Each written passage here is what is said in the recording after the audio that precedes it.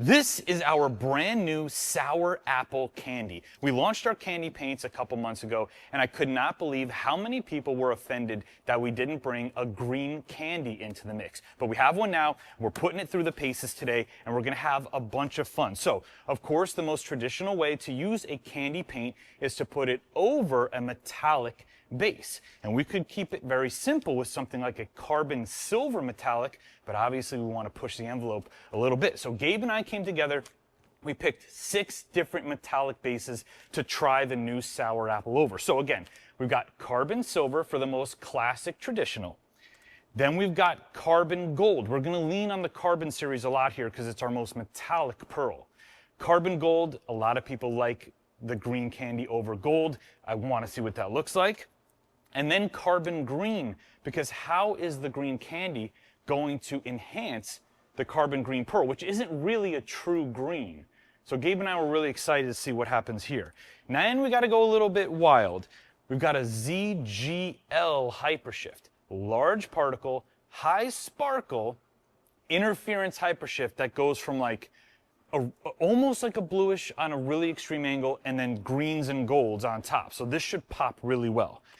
And then we got to go with the hyper holographic.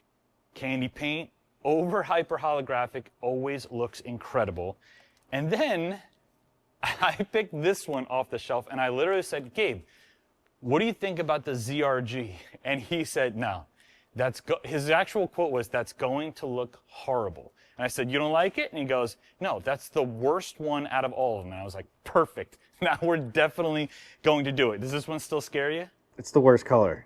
Perfect. Okay, so we've got our brand new sour apple green candy going over a whole bunch of different metallic base coats. We've got a lot of work to do. You ready to go? I'm ready.